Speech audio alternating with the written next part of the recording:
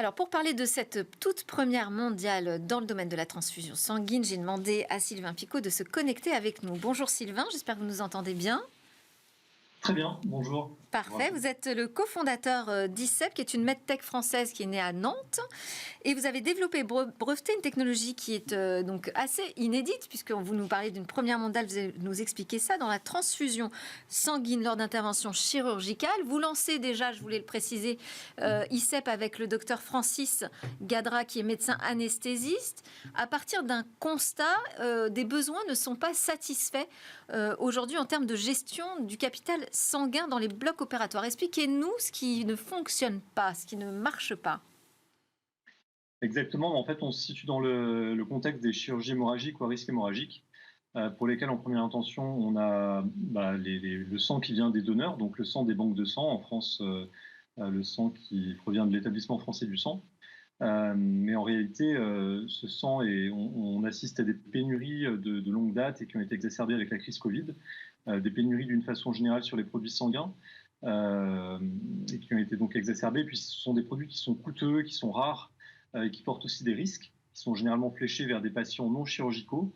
Et donc, pour les patients chirurgicaux, eh bien, il y a la possibilité de récupérer le sang perdu pendant l'hémorragie, pour pouvoir le traiter et collecter les cellules sanguines, sauver ces cellules sanguines perdues par le patient. C'est pour ça que vous Euh, parlez d'autotransfusion. Exactement. Oui. Voilà, on récupère le sang perdu par le patient pour pouvoir sauver ses propres cellules et lui retransfuser. Et donc, jusqu'à présent, il y avait des technos des premières générations qui existaient, qui permettaient de sauver seulement les globules rouges, mais toutes les autres cellules étaient perdues. Donc, dans un contexte d'hémorragie, les plaquettes sont particulièrement importantes pour faire l'hémostase.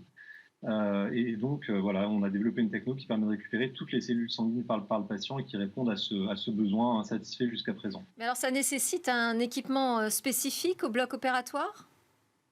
Exactement, donc c'est une machine qui permet d'aspirer le sang au niveau de la plaie opératoire pendant la chirurgie, qui est manipulée généralement par les équipes d'anesthésie ou bien par les perfusionnistes. Et une fois que le sang perdu, le sang épanché est aspiré, il est lavé pour enlever tous les contaminants et puis concentré pour obtenir à la fin des globules rouges et des plaquettes qui sont concentrés et que le médecin anesthésiste réanimateur peut réinfuser aux patients. Mais ça peut s'adapter à n'importe quel bloc opératoire. Aujourd'hui, votre technologie, on pourrait l'utiliser comme ça en quelques semaines. La mise en place est simple. Exactement. Alors, ça nécessite de former le personnel du bloc, le personnel de l'hôpital.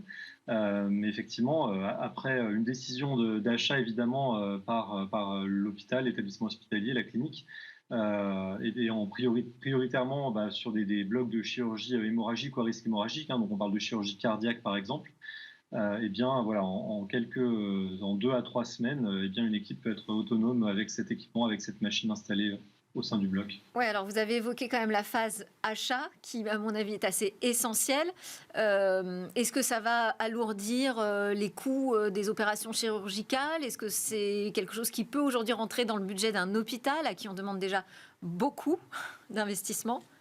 Tout à fait. Alors en fait, il y a vraiment deux bénéfices importants par rapport à cette technologie. Le bénéfice pour le patient, puisque le patient va recouvrer ses propres cellules par rapport au fait de les perdre ou d'avoir des produits qui viennent des banques de sang, donc qui sont des produits de donneurs et qui portent des risques. Et puis pour l'établissement, il y a le bénéfice coût, c'est-à-dire que les produits des banques portent un coût. Il y a des risques et des coûts associés à ces risques-là. Donc il y a un réel bénéfice médico-économique qui est vraiment important. Donc en fait, on ne parle pas du tout de surcoût, hein, pour l'établissement ou Ah pour le bon? système de santé. C'est pas un surcoût? Mais voilà, après c'est plus un délai d'achat, un délai de démarche administrative, de procédure d'achat dans l'établissement hospitalier. Et là, c'est clair que voilà, en France, on va dire que même s'il y a des choses qui sont faites pour les marchés innovants, on a encore du progrès à faire et on est sur des cycles d'achat et des procédures administratives de plusieurs mois, qui sont voilà, réellement lourds, et en particulier pour des startups et des industries françaises qui se développent et qui essayent d'innover et de fabriquer en France. Eh bien, on n'est pas encore à niveau pour pouvoir réellement être efficace dans ces démarches administratives. Et vous dites que ce n'est pas un surcoût, c'est-à-dire qu'au moment où on s'approprie votre technologie, c'est pas un surcoût par rapport à l'existant, Alors, je parle au niveau du bilan économique pour à l'établissement. terme. Si on compare la Ouais. situation avec les autres technos qui existent jusqu'à présent, voilà, on va permettre de réduire et de gagner sur les transfusions qui viennent des banques et sur les surcoûts associés.